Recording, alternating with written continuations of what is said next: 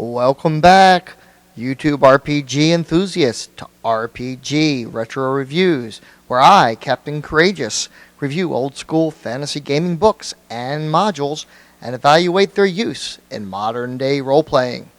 In this episode, I'm going to review not an old-school game, but actually a modern-day retro emulator RPG called Castles and Crusades.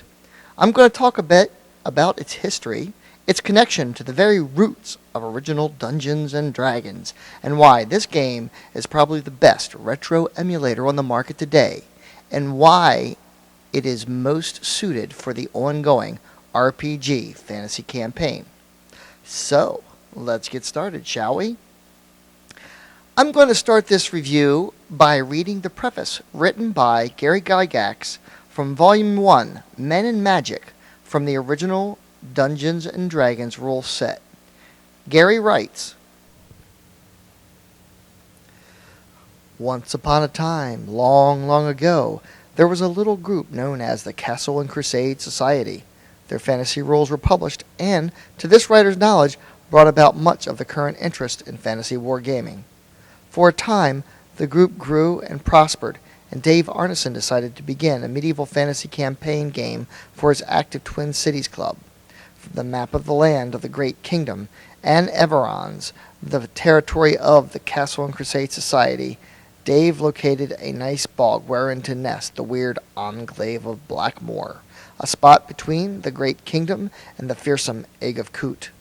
From the chainmail fantasy rules, he drew ideas for a far more complex and exciting game, and thus began a campaign which still thrives as of this writing. In due course, the news reached my ears, and the result is what you have in your hands at this moment. While the Castle and Crusade Society is no longer, its spirit lives on, and we believe that all wargamers who are interested in the medieval period, not just fantasy buffs, will enjoy playing Dungeons & Dragons. Its possibilities go far beyond any previous offerings." Thus, from this preface, you can understand exactly where the Castles and Crusades fantasy role-playing game takes its name from, in homage to the very wargaming club that Gary Gygax founded way back in 1970, that ultimately led to the creation of the Dungeons & Dragons game, and the RPG hobby in general. Even better, Gary Gygax himself chose to use Castles and Crusades to publish his long-awaited Greyhawk campaign back in 2003. This is the second longest running D&D campaign, or it was, with Dave Arneson's Blackmoor campaign being the first, although there was a slight name change as Greyhawk was now owned by Wizards of the Coast, who had purchased the now defunct TSR in 1997. Greyhawk's name was changed to Castle Zagag, an obvious homophone of his own name. 3 supplements were ultimately released, albeit at an achingly slow pace due to Gary's health problems. Volume 1, Castle Zagag Eggsborough, this 256-page hardcover book, contained details of Gygax's original city, its personality and politics, and over 30 encounters outside the city. Later that year, Trollord Games also published Castle Zagag Dark Chateau, the adventure module written for Eggsborough, the setting, by Rob Kuntz. The second volume, Castle Zagag, The Upper Works, appeared. The Upper Works described the details of the castle above ground, acting as a teaser for the volumes concerning the actual dungeons that would follow. However, Gygax died in March 2008 before any further books were published. 6 volumes had been planned, but now, due to Gygax's estate choosing to go a different direction with the project after Gary's death, they won't be published. These volumes are exceedingly rare and go for hundreds of dollars on eBay. Castles and Crusades itself was initially released by Trollord's Game at Gen Con in 2004 as a 3-volume white box set in homage to the original white box set of Dungeons & Dragons. The dice and the crayon were included. The Castles and Crusades Player's Handbook followed that December, shipping just in time for Christmas to all direct-to-customer all direct to consumer customers. Full release of the Castles and Crusades Player's Handbook occurred in January 2005, where it enjoyed a wide appeal in the retail and direct-to-consumer markets. Currently, the Castles and Crusades Player's Handbook is in its 5th printing and was released in 2012 after a successful Kickstarter campaign. This 142-page volume sports an all-new format with full-color pages and high production values, bringing the book in line with current modern RPGs. In addition, some errata was added, and minor tweaks to certain sections were made to make things a bit clearer, but otherwise the rules are the same as in other printings. I have this volume myself, and I can tell you it's just a beautiful book. The rules are concise and well written, and the artwork is top-notch. All the rules to play Castles and Crusades are included in the Player's Handbook. Thus, all else that is needed to run the game is the Monsters and Treasures supplement. Although, due to its forward and backwards compatibility to both 1st edition and 3rd edition Dungeons & Dragons, if you have the monster manuals from either of those 2 editions, they will also work great with Castles and Crusades. However, just like all the other books in the CNC line, the Monsters and Treasure supplement is very well done and worth picking up. Certainly, retro RPG gaming is in vogue right now, with such D&D retro clones as Labyrinth Lord, Swords and Wizardry, Osric, the old school reference and index compilation, Spellcraft and Swordplay, Mazes and Perils, and Dark Dungeons littering the playing field, many offering their rules as free PDF downloads from their respective websites. But the problem with these retro offerings to me is that they are quite literally clones of original D&D, which to my mind, all nostalgia aside, is not really a good thing.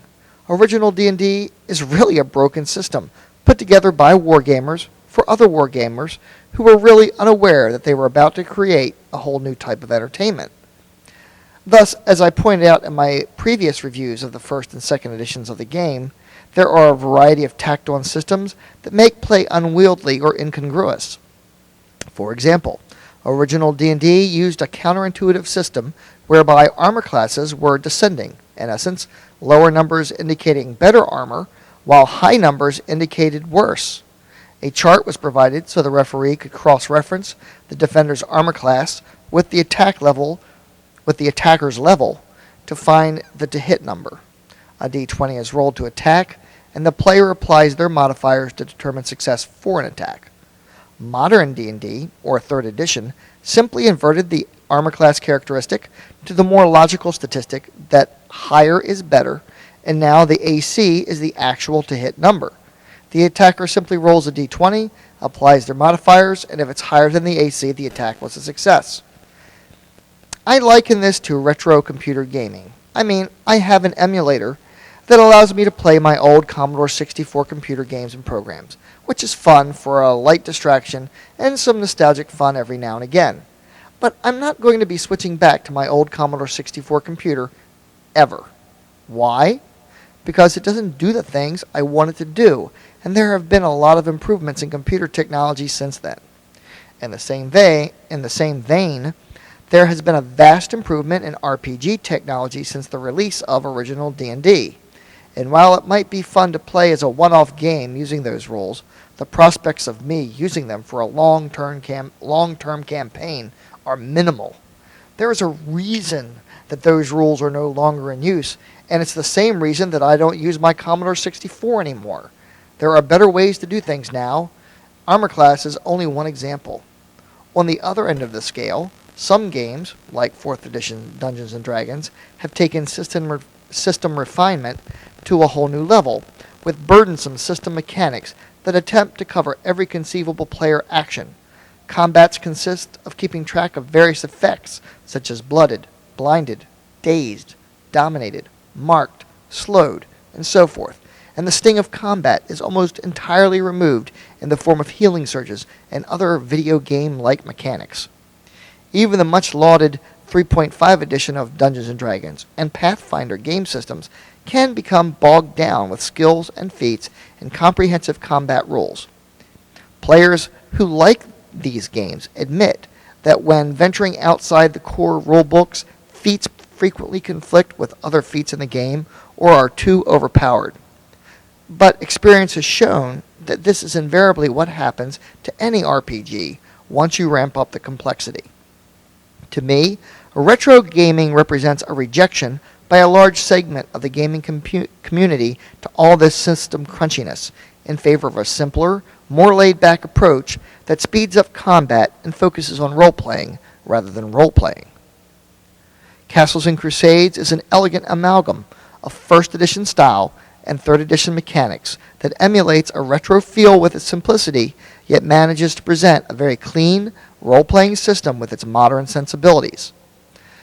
The classes will be familiar to anyone who played 1st edition Dungeons & Dragons: Fighter, Ranger, Rogue, Assassin, Barbarian, Monk, Wizard, Illusionist, Cleric, Druid, Knight, Paladin, and Bard. And PC races are Dwarf, Elf, Gnome, Half-Elf, Halfling, Half-Orc, and of course, Human. However, each of these has been carefully redone so that while presenting that old-school feel, they have been cleaned up and redone to adhere to the core D20 mechanics of 3rd edition. In addition, it is notable that level progression has been once again restored to individual tables much like they were in the 1st edition of the game. Other races and classes are possible, and there's even a free PDF book called The Crusader's Companion offered on Trollord Games' website that offers tons of alternatives. But what is offered in the core rulebooks are quite excellent. What really sets Castles and Crusades apart from other retro D&D game systems is that not only does it present a comprehensive, unified game system using the popular D20 rules, it then goes one step further and eschews the skills and feat systems from the 3rd edition in favor of its own original ability check system called the Siege Engine. Essentially, when a character attempts to do some non-combat action that would require a die roll, like, say, picking pockets or jumping over a pit, an ability check is required, and this is where character customization and the Siege Engine game mechanic come into play. Certain ability scores are designated as prime abilities, and the rest are considered secondary abilities. When the Castle Keeper, that's the Castles and Crusades term for the Game Master, determines that a roll is required, he starts with the challenge base, which is 12 for a prime ability, or 18 for a secondary ability.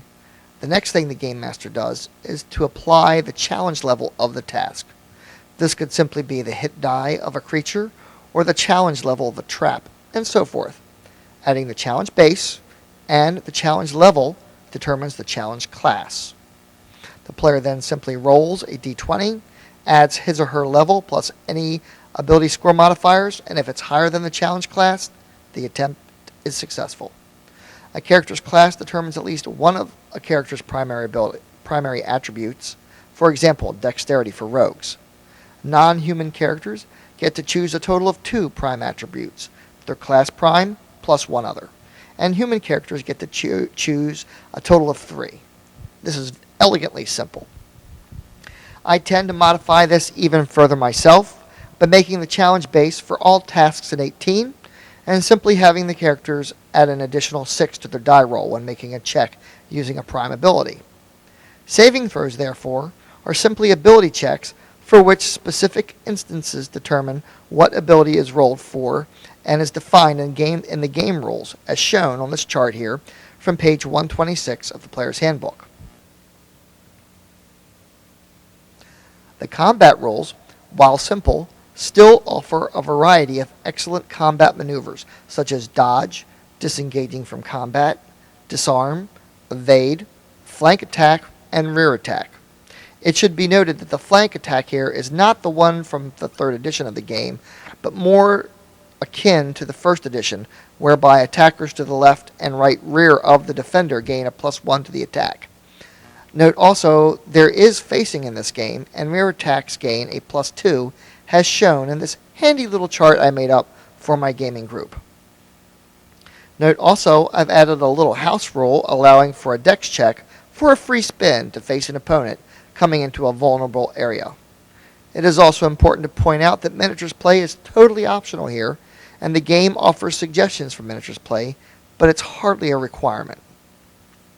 One of the highlights of the combat system for Castles and Crusades is that finally, someone has created grappling, overbearing, and pummeling rules that are easy and elegant to use.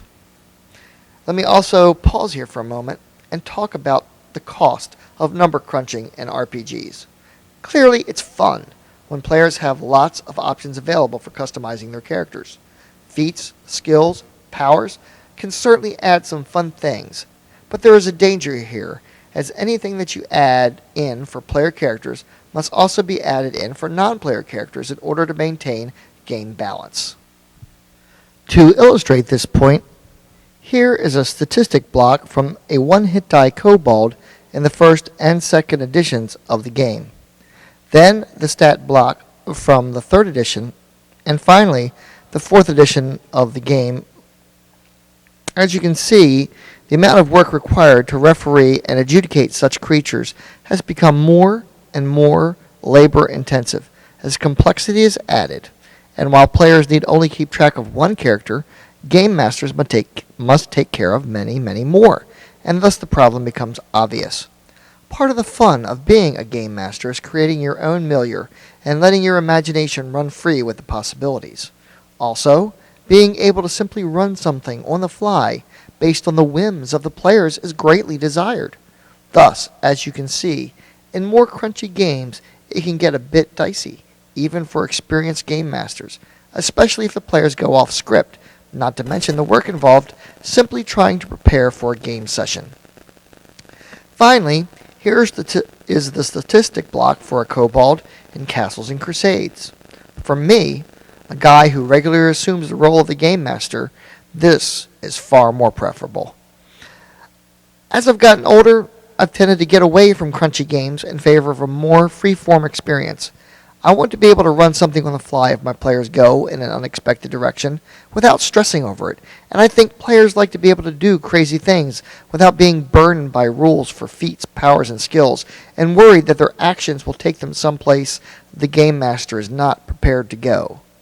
Castles and Crusades does an excellent job of distilling down the fundamental aspects of gameplay into a simple formula that allows for flexibility and customization while keeping the rules from being too weighty. I may also add that Troll Lord Games has done a simply outstanding job of supporting the game with supplements and imaginative adventure modules. The Monsters and Treasure supplement is simply a must-have.